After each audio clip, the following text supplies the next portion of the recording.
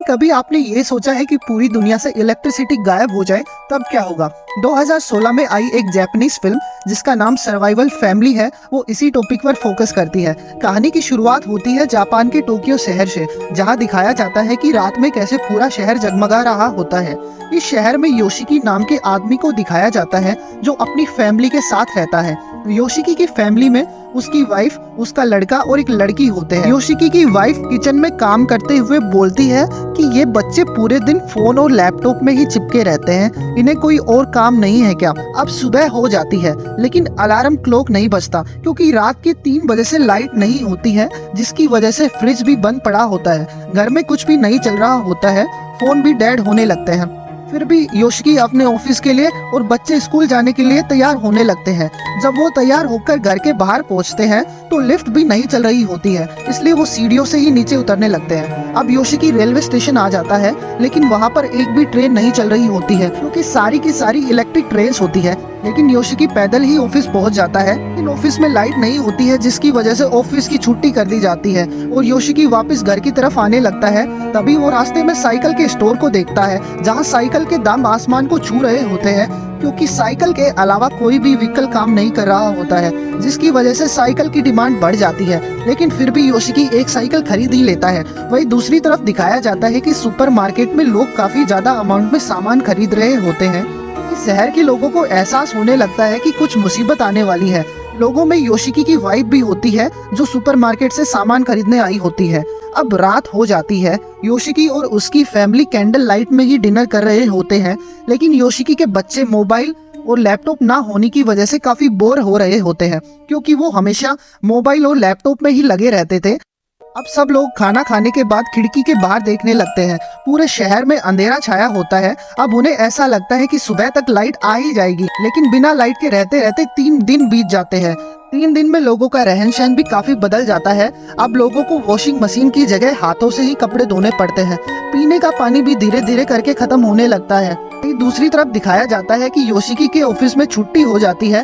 उसका बॉस बोलता है कि जब तक लाइट नहीं आएगी कोई भी ऑफिस नहीं आएगा। ये सुनकर योशिकी को बुरा लगता है क्योंकि वो काम करते रहना चाहता है ताकि काम करके वो पैसे कमा सके और इस मुसीबत में उसे पैसों की कोई दिक्कत ना हो, लेकिन उसे वापस आना पड़ता है। अब इन्हें बिना इलेक्ट्रिसिटी के रहते रहते 7 दिन हो चुके होते हैं। सुपरमार्केट भी धीरे धीरे खाली होने लगते हैं और जरूरत के सामान भी शहर से खत्म होने लगते हैं और काफी लोग शहर छोड़कर जाने भी लगते हैं। ये देखकर योशिकी भी डिसाइड करता है कि वो भी शहर छोड़कर अपने गांव जाकर रहने लगेगा। अब कुछ जरूरत का सामान लेकर योशिकी और उसका परिवार साइकिल से ही एयरपोर्ट की तरफ निकल पड़ते हैं, लेकिन वहाँ पर पहुँचने पर पता लगता है कि एयरपोर्ट पूरी तरीके से बंद है, कोई भी फ्लाइट वहाँ से टेक ऑफ नहीं कर रही होती है। ये सुनकर योशिकी को कुछ समझ नहीं आ रहा होता है कि वो अब आगे क्या करे। फिर वो डिसाइड करता है कि वो साइकिल से ही अपने गांव जाएगा। वो एक मैप में गांव का रास्ता देखता है और फिर अपनी मंजिल की तरफ पूरा परिवार निकल पड़ता है। रास्ते में इन्हें कुछ लोग लूटने की भी कोशिश करते हैं क्योंकि खाना और पानी खत्म होने लगता है, जिसकी वजह से लोग एक दूसरे को लूटने भी लगते हैं। अब धीरे धीरे योशिकी उसका परिवार आगे बढ़ते हैं, लेकिन उनके पास जो खाने पीने का सामान था वो धीरे धीरे खत्म होने लगता है, इसलिए योशिकी सीधा रिवर का पानी पीता है और अपना गुजारा करता है। अब इनको बिना इलेक्ट्रिसिटी के रहते रहते 16 दिन हो जाते हैं।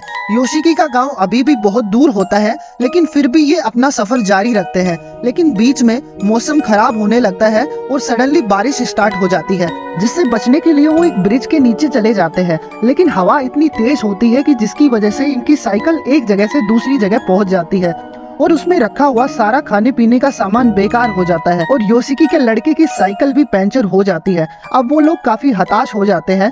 अब योशिकी और उसकी वाइफ वही आराम करने लगते हैं और उसके बच्चे पास के सुपरमार्केट में आ जाते हैं कुछ खाने पीने का सामान लेने के लिए, लेकिन वहाँ पर उन्हें सिर्फ जानवरों का खाना मिलता है। अब उनके पास कोई ऑप्शन नहीं होता, इसलिए वो एनिमल्स का ही फूड अपने साथ ले लेते हैं। अब वापस आने के बाद योशिकी का लड़का उसी टायर को रिपेयर करता है और वो फिर से एक बार अपने मंजिल की तरफ बढ़ने लगते हैं। अब इन लोगों को काफी भूख लगने लगती है। तभी वो एक ऐसी जगह देखते हैं जहाँ पर कुछ लोग फिश बेच रहे होते हैं, लेकिन इन लोगों की बदकिस्मती होती है कि जब तक ये लोग वहाँ पे पहुँचते हैं पूरी की पूरी फिश खत्म हो जाती है।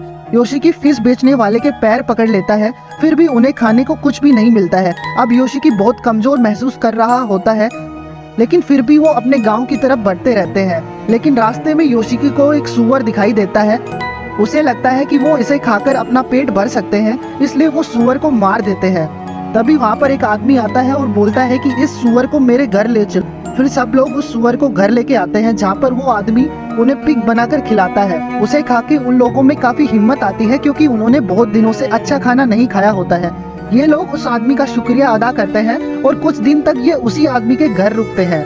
अब कुछ दिन वहाँ बिताने के बाद ये लोग फिर से अपने गाँव की तरफ निकल पड़ते हैं। अब धीरे धीरे वो अपने मंजिल की ओर बढ़ने लगते हैं, लेकिन तभी उनके रास्ते में एक नदी आ जाती है जो मैप में नहीं होती है, क्योंकि मैप काफी पुराना होता है, इसलिए मैप में नदी नहीं होती है। योशिकी पहले थोड़ा परेशान होता है, लेकिन फिर वो एक लकड़ी का बेड़ा बनाते हैं, जिसकी मदद से वो एक बार तो नदी पार कर लेते हैं, लेकिन उनकी साइकिल और बाकी सामान नदी के इस साइड ही होता है। इसलिए योशिकी और उसका लड़का फिर से नदी में आते हैं, लेकिन इस बार नदी का बहाव काफी तेज होता है। नदी अपने उफान पर होती है। योशिकी साइकिल और खाने का सामान बचाने के चक्कर में खुद डूब जाता है, लेकिन योशिकी का बेटा कैसे न कैसे बहाव को पार कर लेता है।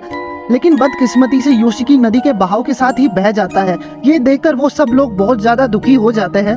वो उसको काफी टाइम तक ढूंढते हैं, लेकिन योशिकी के सर के बाल के अलावा उन्हें कुछ नहीं मिलता है। ये देखकर योशिकी की वाइफ काफी रोने लगती है, लेकिन उसके बच्चे उसे संभालते हैं और एक बार फिर से वो आगे बढ़ने का डिसाइड करते हैं। इस बार वो ट्रेन के रास्ते से जाने का डिसाइड करते हैं, लेकिन उनके पीछे कुत्ते पड़ जाते हैं। वो उनके सामान पर हमला कर देते हैं, जिससे बचने की कोशिश में योशिकी की वाइफ नीचे गिर जाती है, जिससे उसके पैर में चोट आ जाती है। लेकिन उसके बच्चों के सहारे वो आगे चलती रहती है, लेकिन कुत्ते इनका पीछा ही नहीं छोड़ रहे होते हैं। लेकिन इनकी किस्मत अच्छी होती है कि तब आगे से ट्रेन आ जाती है, जिसकी आवाज से ये कुत्ते भाग जाते हैं। ये ट्रेन पुराने जमाने की होती है, जो कोयले से चलती है। अब ट्रेन के लोग इन्हें ट्रेन पर चढ़ा लेते हैं, जहाँ पर इन्हें खाने पीने का सामान दिया जाता है और योशिकी की वाइफ के पैर पर पट्टी की जाती है। एक आदमी उनसे योशिकी के बारे में पूछता है, जिसे सुनकर वो काफी रोने लगते हैं। उनके अकॉर्डिंग वो मर चुका है, लेकिन तभी दूसरी तरफ दिखाया जाता है कि योशिकी अभी भी जिंदा है।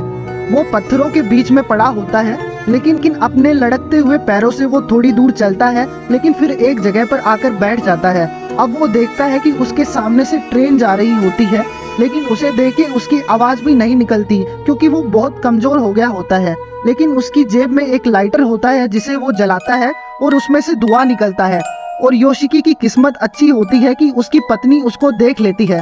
इसके बाद वो ट्रेन रुकवा देते हैं और योशिकी को ट्रेन पर ले आते हैं। अब सब लोग योशिकी को वापस पाकर बहुत ही ज्यादा खुश होते हैं और अब पावर कट हुए लगभग 108 दिन बीत जाते हैं।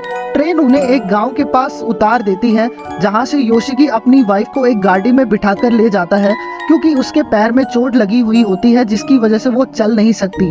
अब वो समुद्र के किनारे पहुंचते हैं, जहां योशिकी को दिखता है कि एक बुजुर्ग आदमी वहां फिशिंग कर रहा होता है। वो उसे गौर से देखते हैं तो उन्हें पता लगता है कि वो योशिकी के पिताजी है। अब ये सब लोग भागकर अपने पिता के पास आ जाते हैं, जिन्हें देखकर सब लोग बहुत खुश होते हैं। अब उसके पिता उन्हें अपने घर लेकर आते हैं, जहाँ से वो गांव का जीवन स्टार्ट कर देते हैं। वो वहाँ फिशिंग करते हैं, घर पे सब्जियां उगाते हैं। अब ये सब लोग एक साथ मिलके काम करते हैं। अब ये सब लोग काफी खुश होते हैं as compare to old life, जिसमें सब लोग एक घर में रहने के बाद भी टेक्नोलॉजी में इतने बिजी रहते थे। लेकिन अब इन्हें बिना इलेक्ट्रिसिटी के रहते रहते लगभग 2 साल बीत जाते हैं। और एक दिन सुबह सुबह योशिकी की नींद एक अलार्म की वजह से खुल जाती है और वो ये देखकर वो चौंक जाता है और बाहर आकर देखता है तो गांव में लाइट आ गई होती है। लगभग 2.5 साल बाद लाइट आई होती है। दिखाया जाता है कि टोक्यो शहर फिर से पहले वाली भागादौड़ में अब दिखाया जाता है कि फिर से टोक्यो शहर पहले वाली भागादौड़ से चलने लगता है। योशिकी और उसका परिवार एक बार फिर से टोक्यो आ जाते हैं, लेकिन अभी भी न्यूज चैनल पर डिबेट चल रही होती है कि इतने दिनों तक इलेक्ट्रिसिटी कट होने का क्या कारण हो सकता है। सब लोग अपनी अपनी थ्योरी दे रहे होते हैं कि कुछ लोग बोलते हैं कि ये सब सोलर स्टॉर्म की वजह से हुआ है, वहीं दूसरी तरफ बोलते हैं कि ये टेररिस्ट ने साइबर अटैक किया होता है। लेकिन अब सब कुछ नॉर्मल हो गया होता है, लाइट फिर से आ गई होती है। पहले योशिकी का परिवार घर में रहकर भी अजनबी की तरह रहते थे, क्योंकि सब लोग टेक्नोलॉजी में इतना बिजी रहते थे। लेकिन अब उन्हें सीख मिल चुकी होती है कि फैमिली की क्या वैल्यू होती है। इंटरनेट मोबाइल के अलावा भी एक पीसफुल जिंदगी होती है, वही इस मूवी ने बताने की कोशिश की है। और इसी के साथ ये मूवी यही खत्म हो जाती है।